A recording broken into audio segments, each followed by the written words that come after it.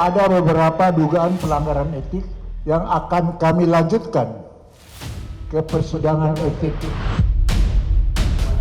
Kalau dia betul-betul ingin menegakkan integritas di KPK, harusnya dia lebih dulu menjatuhkan sanksi etik. Ini kan namanya ikut-ikutan aja kan. Sudah ada dugaan korupsi begini, saya berharap yang kasus isu pembocoran dokumen itu juga ditindaklanjuti, sehingga akan ketahuan siapa sih yang sebenarnya bocorin.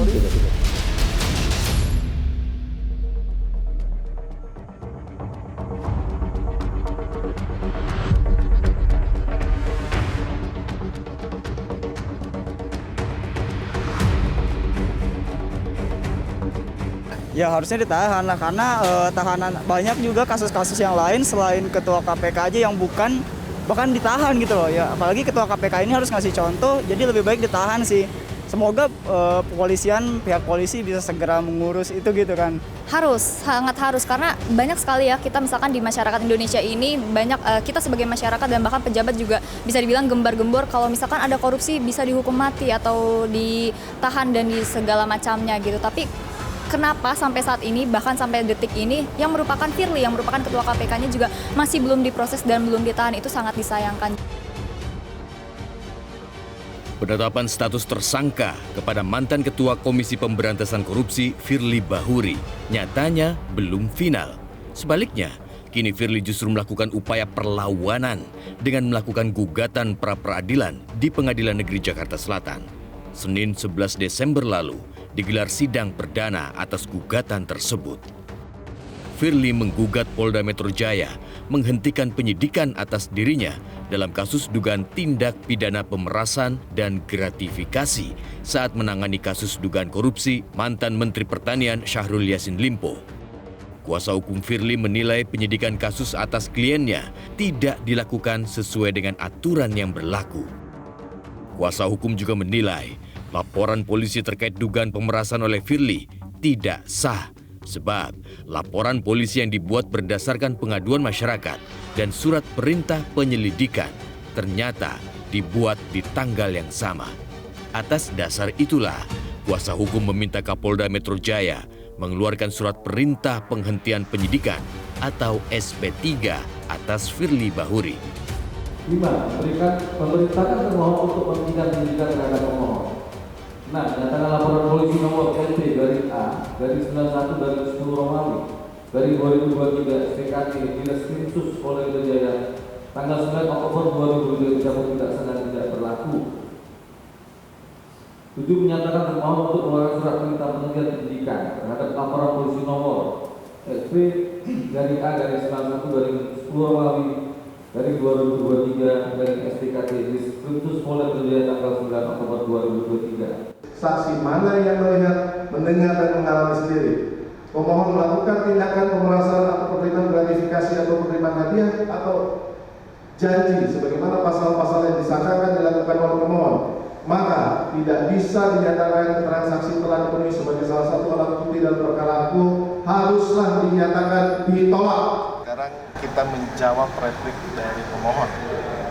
Ada 10 kurang lebih yang kita jawab, yang pada intinya jelas semua SOP, semua aturan yang berlaku, lex spesialis tentang pemberantasan tindak pidana korupsi sudah kami lakukan. Kita memiliki 4 alat bukti, ya, dan di sini menguji tentang syarat formil, bukan material.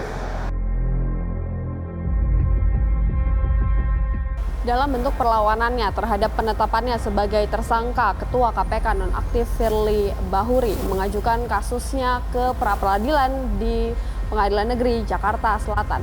Pada hari ini sendiri, Kamis 14 Desember 2023, yang menjadi agenda dari persidangan adalah pemeriksaan saksi dan juga ahli dari pemohon. Pada hari ini pemohon membawa 2 orang saksi fakta dan juga 6 orang ahli hukum dan juga HAM. Dari kedua saksi fakta ini, salah satu diantaranya adalah Wakil Ketua KPK, Alexander Marwata. Dan berikut adalah pernyataan dari Alexander Marwata setelah kami temui selepas persidangan pra-peradilan Firly Bahuri di Pengadilan Negeri Jakarta Selatan. Saya kena Pak Firly kan udah lama juga kan. Beliau dulu kan jadi deputi penindakan di KPK ya, jadi staf saya kan. Sekarang jadi ya mitra kerja kami di jilid kelima ini. Dan saya ya kenal baik dengan yang bersangkutan dan apa yang dia kerjakan selama di KPK, kinerjanya waktu jadi deputi saya tahu. Ya itulah hal-hal yang kemudian mungkin Pak Firly merasa keterangan saya bisa meringankan ketika kalau misalnya nanti masuk ke pokok perkara kan begitu. Firly ditetapkan sebagai tersangka oleh Polda Metro Jaya sejak 22 November lalu. Namun hingga 2 kali pemeriksaan setelah berstatus tersangka, mantan orang nomor 1 di KPK ini belum ditahan. Rabu 6 Desember lalu, Firly diperiksa selama 10 jam di Bareskrim Polri, namun akhirnya bebas melenggang pulang. Pada pemeriksaan sebelumnya, Jumat 1 Desember, purnawirawan polisi berbintang 3 ini memberikan pernyataan kepada awak media. Firly menganggap dirinya menjadi korban intervensi penegakan hukum. Bahwa memang di dalam melakukan pemberantasan korupsi itu tidak mudah, tentulah banyak tantangan dan hambatan. Bahkan jiwa raga harus kita korbankan. Bukan hanya intervensi, bukan hanya tekanan, tetapi kita sadar bahwa musuh bersama kita adalah para koruptor dan juga serangan balik daripada koruptor itu sendiri.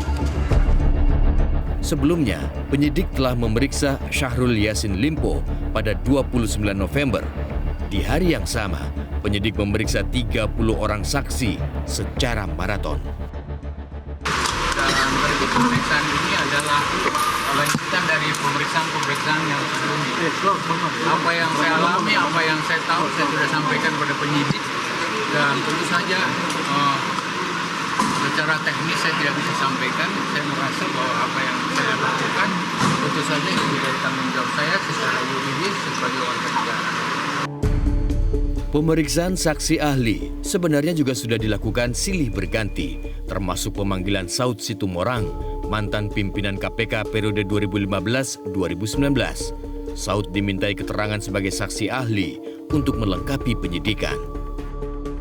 Mantan Ketua KPK periode 2011-2015, Abraham Samad, menyayangkan tidak ditahannya Firly, meskipun alat bukti sudah cukup. Abraham Samad menduga ada tarik-menarik yang begitu kuat dalam pusaran kasus ini.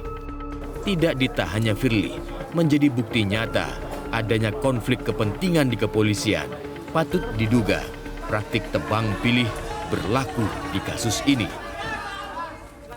Yang jelas berdasarkan bukti-bukti yang ada, Firly itu memang sudah sebagai tersangka kasus pemerasan dan itu clear kasus hukum murni. Jadi penetapan Firly sebagai tersangka oleh kepolisian itu kasus murni. Jadi Firly tidak bisa berdalil bahwa itu adalah kasus politik atau kriminalisasi. Enggak sama sekali, Firly tidak dikriminalisasi. Nah, oleh karena itu, agar spekulasi itu tidak berkembang, agar isu itu tidak liar, agar masyarakat tidak menduga seperti itu bahwa ada sandra menyandra, maka yang paling ideal dilakukan kepolisian harus segera menahan Firly.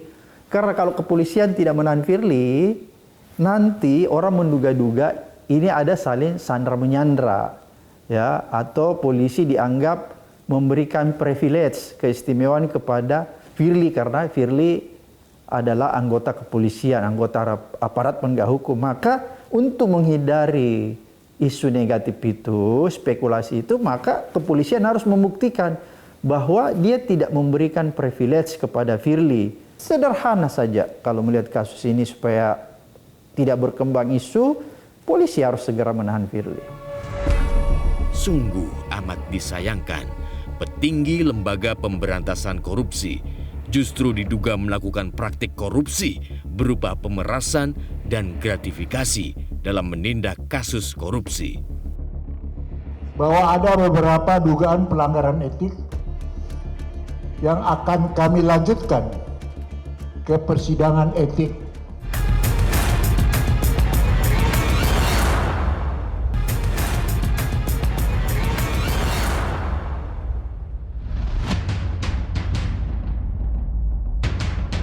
Setelah kasus dugaan pemerasan oleh Firly dilaporkan ke Polda, Dewan Pengawas KPK juga turut membuka penyelidikan terkait dugaan pelanggaran etik Firly Bahuri. Hingga kini, tidak kurang dari 33 orang diperiksa oleh Dewas KPK. Komite Mahasiswa Peduli Hukum melaporkan dugaan pelanggaran etik Firly Bahuri ke Dewan Pengawas KPK 6 Oktober lalu. Firly dilaporkan setelah viral foto pertemuannya dengan Syahrul Yassin Limpo di sebuah lapangan badminton di Jakarta Selatan. Masyarakat Anti Korupsi Indonesia turut melaporkan dugaan pelanggaran etik Firly Bahuri. Terkait laporan tersebut, Ketua MAKI, Boyamin Saiman, juga sudah diperiksa oleh Dewas KPK. Saya hari ini menghadiri undangan klarifikasi dari Dewan Pengawas KPK terkait dugaan pelanggaran etik yang diduga dilakukan oleh Pak Firly terkait dengan Pak Syahrul Yassin Limpo, di mana ada dugaan penerimaan atau pemerasan atau apapun lah, atau setidaknya bertemu dengan pihak berperkara. Terus yang kedua adalah terkait dengan rumah sewa Jalan Kertanegara nomor 46. Itu saya laporkan 2. Bergaya hidup mewah nomor 1. Yang kedua adalah berkaitan dengan dugaan tidak patuh mengisi LHKPN. Setidaknya minimal kalau itu memang dibayar Pak Firly. Sewa rumah 650 juta. Tapi juga ada dugaan ini kalau dibayar Pak Firly kan memang harus ada LHKPN. Kalau enggak patut diduga dibayari orang lain. Maka ini diduga gratifikasi. 8 Desember lalu, Dewan Pengawas KPK menyatakan telah menemukan bukti awal pelanggaran etik Firly Bahuri. Firly disebut telah berkomunikasi, bahkan bertemu dengan pihak berperkara, yaitu Syahrul Yassin Limpo. Firly juga terbukti melakukan 2 pelanggaran etik lainnya, yaitu terkait pelaporan harta kekayaan dan dugaan gratifikasi terkait sewa rumahnya di Jalan Kertanegara di Jakarta Selatan dan bergaya hidup mewah. Meski begitu, Dewan Pengawas KPK tidak menyentuh penyelidikannya ke dugaan tindak pidana pemerasan dan gratifikasi. Dari hasil kesimpulan pemeriksaan pendahuluan yang kami lakukan terhadap semua orang yang sudah kami klarifikasi, bahwa ada beberapa dugaan pelanggaran etik yang akan kami lanjutkan ke persidangan etik. Kan laporan yang diterima Dewas itu ada banyak ya. Bisa mungkin dirinci Pak apa saja yang naik ke sidang etik dan apa yang tidak naik ke sidang etik, termasuk tadi pertanyaan saya soal dugaan pemerasan itu kenapa? Itu semuanya akan nanti kita lihat hasilnya setelah dilakukan oleh Polda Metro Jaya, bahkan mungkin nanti sampai ke persidangan. Nah, Dewas tidak masuk ke situ. Hari ini, Kamis 14 Desember 2023, dijadwalkan sebagai sidang etik perdana dari Ketua KPK nonaktif Firly Bahuri. Namun pada hari ini Firly tidak hadir ke Dewas KPK untuk menjalani sidang perdana etiknya karena disampaikan bahwa dirinya masih harus berfokus terhadap kasusnya yang masih dalam tahap pra-peradilan di Pengadilan Negeri Jakarta Selatan. Sehingga Firly meminta agar sidang etik ini ditunda hingga pra-peradilannya selesai.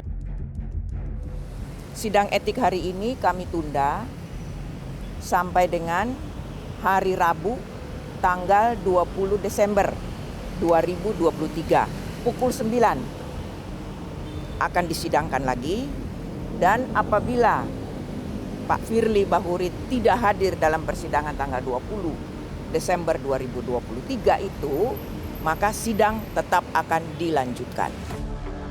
Abraham Samad menilai sidang pelanggaran etik terhadap Firly Bahuri datang terlambat.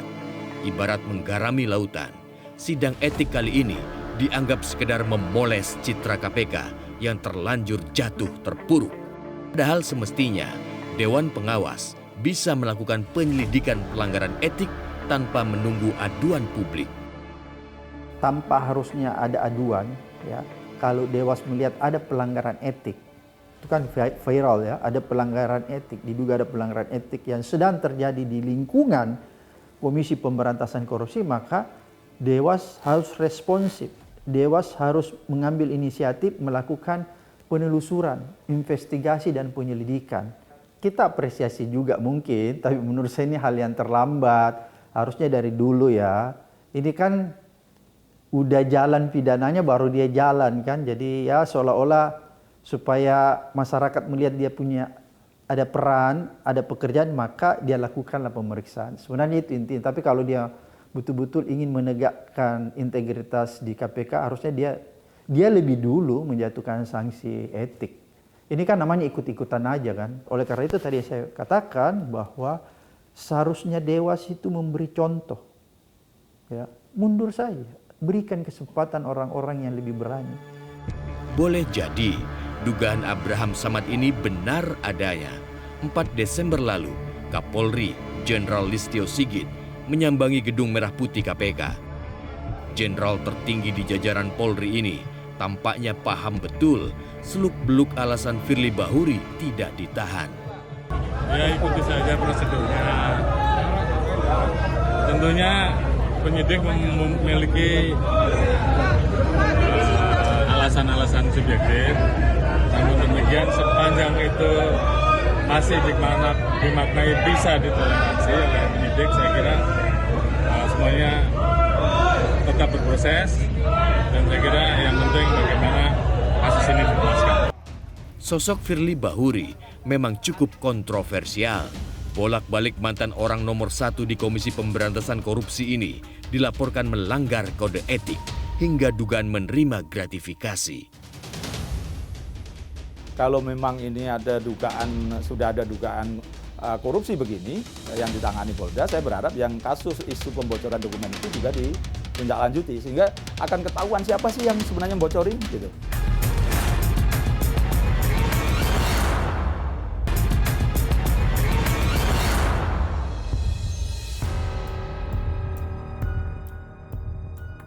Gimana ya itu kok ketua lembaga anti korupsi kok jadi korupsi, gimana ya itu apa namanya hati nuraninya gimana itu.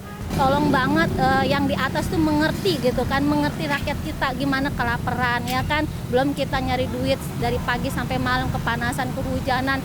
Itu sedih loh Kak, mendengar dia KKN seperti itu. Ketua KPK seharusnya tidak berbuat seperti itu ya. Harusnya istilahnya harusnya udah terpilih orang-orang yang punya ini ya integritas tinggi ya gitulah, tidak seharusnya memang. Untuk pemilihan KPK itu betul-betul orang yang udah teruji lah kompetensinya, akhlaknya, moralnya segala gitu ya, karena itu untuk peradaban bangsa juga ya. Koordinator Maki Boyamin Saiman adalah sosok yang sudah bolak-balik melaporkan dugaan pelanggaran etik Firly Bahuri. Boyamin meyakini Firly telah melakukan tindak pidana pemerasan atau setidaknya gratifikasi. Keyakinan tersebut dikuatkan oleh gelagat dan sikap Firly Bahuri saat merespon tudingan publik. Boyamin menduga Firly telah menerima aliran dana 3 miliar rupiah dari Syahrul Yassin Limpo. Yang pertama mungkin diduga terkait dengan honor karena ada MOU dengan Kementerian Pertanian dan KPK. Waktu itu kalau tidak salah Pak Pahala Nainggolan lah yang melakukan penandatangan MOU untuk pendampingan. Gitu. Nah, kemudian diduga ada versi yang satu sisi itu mengatakan ada honor untuk Pak Firly.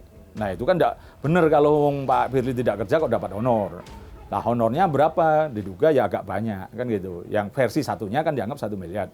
Tapi versi Pak Firly tidak ada. Harus kita fair, itu tiga-tiganya kita sebut di situ. Yang kedua juga begitu, diduga terkait dengan rasa empati Pak Yassin Limpo mungkin barangkali itu ada semacam THR yang nilainya juga yang saya sebutkan tadi.